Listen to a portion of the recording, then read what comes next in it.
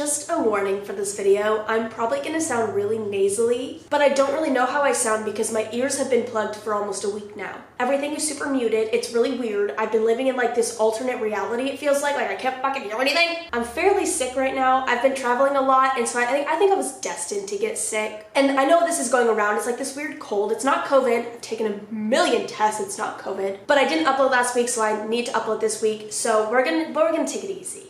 Take it easy. Hey y'all, I am back, and I picked out 3 paranormal stories that I'm super nervous to read. They're fairly short because I have been trying to film this video. I picked out like a longer story, but I tried to film it yesterday and then I tried to film it again this morning, and I have so much congestion that it's really hard to read for a long period of time. Like I just kind of give up after a little bit. It's gross, it's really gross, and I'm not gonna explain why, you know? But I picked out 3 shorter stories. We're gonna get through these. We're just gonna end it off. This first story says, guardian angel or something else. Hi Courtney. Before I jump into my story, I have had many experiences with spirits and or demonic entities. If you would like those stories, I would be glad to share. For a little backstory of my life, I've always had the ability to see things normal people can't, and I have dreamt things before it happened. I've also had many times people I've never met, family of friends who have passed before I was around, come to me in my dreams to deliver messages or let them know they are happy and no longer in pain. I've dealt with this since I was a little girl. It started when I was around 8 or 9, when things really started happening that I couldn't brush off or have an excuse for. The first experience that I can remember every detail of happened one night when I was watching my little sister. My parents went outside because there was a police chase in my town. They had cops, helicopters, and a SWAT team out. My house was surrounded because the man was somewhere hiding in between our house and the neighbors. With that being said, I stayed inside playing with my sister so she wouldn't get scared. She ended up getting up and walking towards our parents' room, and it was pitch dark in there. As I was walking up to get her back into the living room, she paused and just stood in front of the room. I didn't think anything of it until I heard something. The sound was kind of like metal tapping together, but it was very quiet. You would never hear it if you didn't listen for it or had background noise. I looked up and I seen a white figure passing by. The more I looked at it, the more features I could see. He looked older, maybe mid-50s. He was slumped over in a way like he was in pain. As I continued to look, I noticed shackles around the ankles, waist, and wrists. In that time, I had never seen them on an actual person until years later. I had a sad but yet angry feeling come over me. He paused, and we just looked at each other before he disappeared. Not long after that is when things really started happening in my life that terrified me, and I was still very young. That night, we found out the man who was on the run had robbed and harmed someone that night and was hiding out in the back of our yard. He had broken into many houses on the street, but completely skipped over ours for some reason. I'm not sure, but I've always believed the man I saw in my parents' room that night kind of protected us, or at least I tell that to myself. I have had consistent experiences from that night on until this very day. I'm sorry if this was long, I'm poor about telling stories, but I hope it all makes sense. It does, and it's crazy. I wonder, because when you were saying you think that man protected you, maybe the guy was gonna break into your house, but he saw him. You know what I mean? He saw him through a window or something, so he was scared because he's probably like, oh, that's a big man. This next one seems wild. It says, my encounters with what I believe to be demons. Hey, I haven't posted on here before, but I always love your content, so I thought I would share some details about the encounters I've had with the paranormal. As a bit of background, I'm a mother of 4 kids, and I've come to realize I'm spiritually sensitive, meaning that I can attract the paranormal in the wrong setting. These true stories took part in 2 sections. I will split them up into part 1 and part 2. Part 1. I was living in my old house, which was in a low-income neighborhood. I'd lived there for a year and I was pregnant with my 3rd. My closest friend and I were going out together later. So there was about an hour and a half to 2 hours until she would be coming around to pick me up, so I decided to take a nap. I had been feeling extremely tired all day and it was about 2 p.m. when I went down. I was laying in the middle of my queen bed and passed out almost right away, which should have been my first clue. I take forever to fall asleep. Everything was dark at first, and I really thought I was actually sleeping, but it was like my brain hadn't switched off. Like when you close your eyes and zone out all the noise. I felt like I was on the edge of REM before my eyes opened. I saw my eyelids open, but it was weird. It was like in the movies when you have a first-person sequence and the camera is shaped like an almond, if that makes sense. I know exactly what you're talking about. I was in my room, but everything felt still. I felt someone touch my shoulder and shake me gently. When I looked over, only my head moved. It was like my hands and feet either didn't exist or were paralyzed. Seemed like my friend had arrived early and she was waking me up like the sweetheart she was. It was just like her to lean over and whisper, "Wake up, sleepyhead," especially with a loving tone that would have put a smile on your face. It looked and sounded just like her, but that's where the similarities stopped. The creature smiled with a haunting grin that stretched her cheeks out of proportion and eyes that grew 3 sizes. She, or it, said, "Wake up, sleepyhead," softly at first while shaking me. I wanted to say or do something, but now I couldn't even move my head. The smile stretched bigger and bigger, and the large beady eyes stared me in the soul with an all-encompassing black, the type which would remind you of a black hole. It didn't take long before the shaking became aggressive, like when you shake someone so violently they could have whiplash. In fact, outside the feeling of someone touching me, it was the only other thing I felt in this dreamscape. As the shaking grew more violent, the only phrase said grew more desperate and urgent, all while the smile stayed on the creature looking just like my friend. In all of this, I was getting increasingly more desperate to escape and frightened of the creature who I knew wasn't my friend. I couldn't move an inch, but somehow it spoke when I had a thought, as if it could communicate to me only while saying, "Wake up, sleepyhead."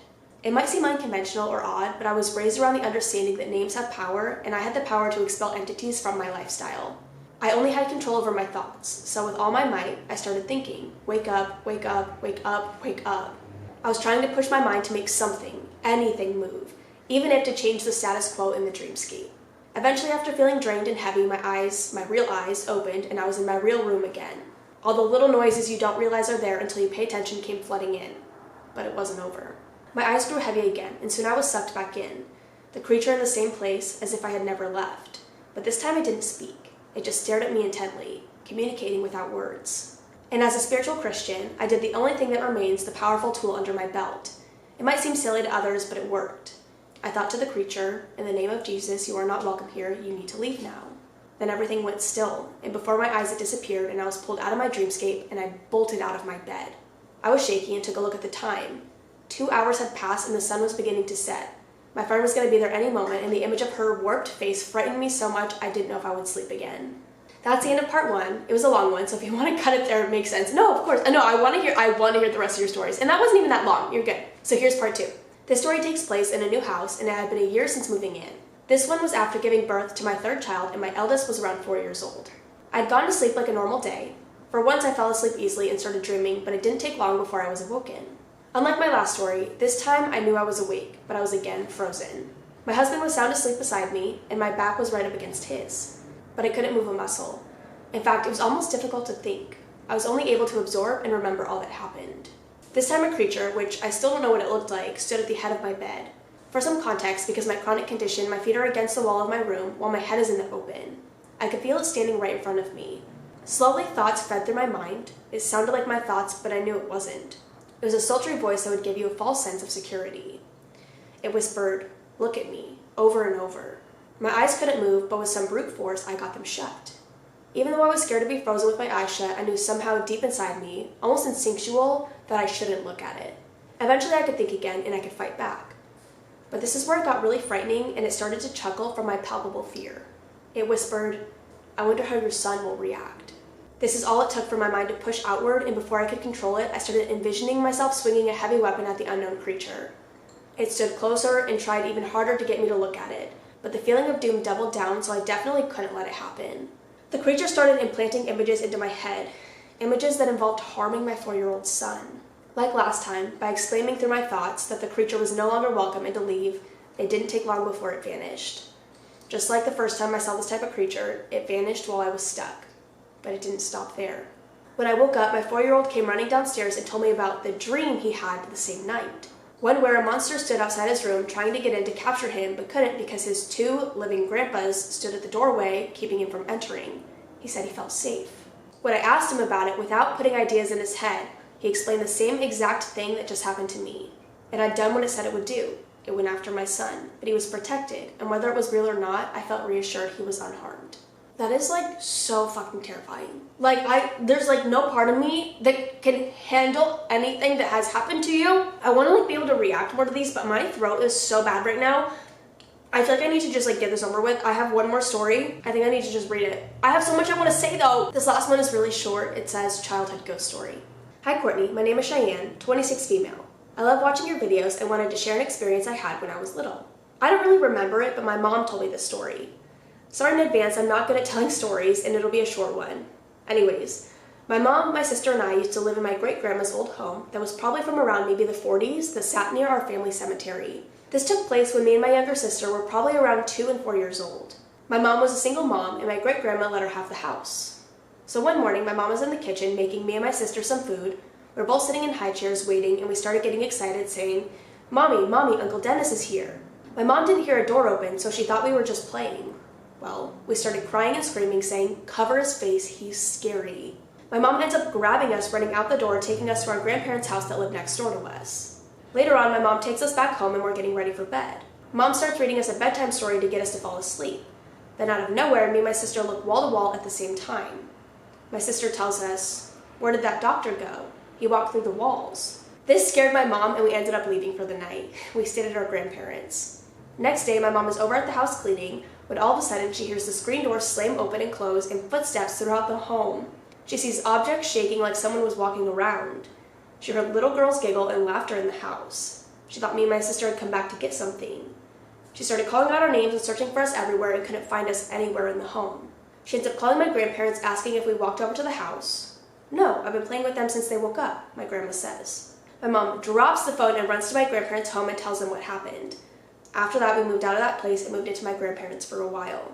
We never had any experiences since. Sadly, years later, the house got torn down. I wish it was still standing so I could see something now that I'm older and can remember things. P.S. Thanks for reading my story. Sorry if it was bad. I'm awful at writing these kinds of things. I love you and your channel. No, it was amazing. I remember because I moved into my old house and it was like a brand new house. No one had ever lived in it before. And I was like, "Can a new house be haunted?" And people were like, "Yeah." And so I was about to say I would never want to live in like a really old house like that because I feel like it's just destined to be haunted, like so much could have happened. But even a new house, supposedly people were saying it could be haunted. So I don't know, but it freaks me out. Sorry this video is going to be a little bit shorter. I'm slowly dying. I'm going to try to find something to like react to for Sunday. Maybe this will be my only video this week. I don't know. It's really hard to film right now, but I really want to upload. Like, I feel like I've taken so many weeks off in the past like month. I don't want to take any more time off, but I need to get better and it's really hard to read. I don't know what to do, but I am gonna go. I love you guys. I will see you in the next one. Bye. Oh, I almost forgot to say, if you have any other stories you want to share with me or the community, I will have my subreddit linked down below. Now I'm gonna go. I just had like a cough attack. I have so much I want to tell you guys, but I can't speak anymore. Like, I physically cannot speak anymore. This is so fucking nasty. I have so much mucus in my throat. It's so gross.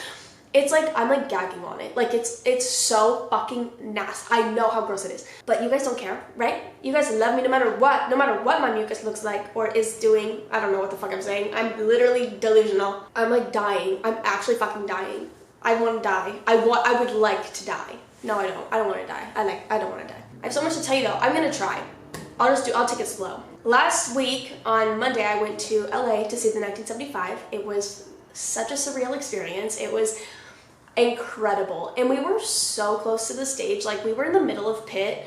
And first of all, I'm so happy I never turned around during the concert. If I would have turned around at any point and seen how trapped I was in that pit, I would have panicked.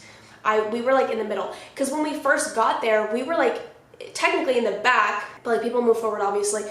And there was no one behind us because we got there like before the opening act started. So there was people crowding behind us after the opening act and everything started. I hope that makes sense. I don't really know what I'm saying. I also like literally, I hate that my ears are so fucking plugged right now. It's so annoying. I feel like trapped in my own brain. I don't know why when my ears are plugged. It was I know I don't sound very excited right now. I'm literally dying. It was honestly like the coolest thing I've ever experienced. Seeing one of my favorite bands live. It was like the best night of my life. I loved it. I did end up getting a little lightheaded during Sex, which was the second to last song. Sex is one of my favorite songs. I was like jumping in, because it was like the sound, then Sex, then Give Yourself a Try. I think that was the lineup. So during the sound, I was like jumping and shit, like the whole fucking song. And then I was like, whoa, okay, I don't feel very good.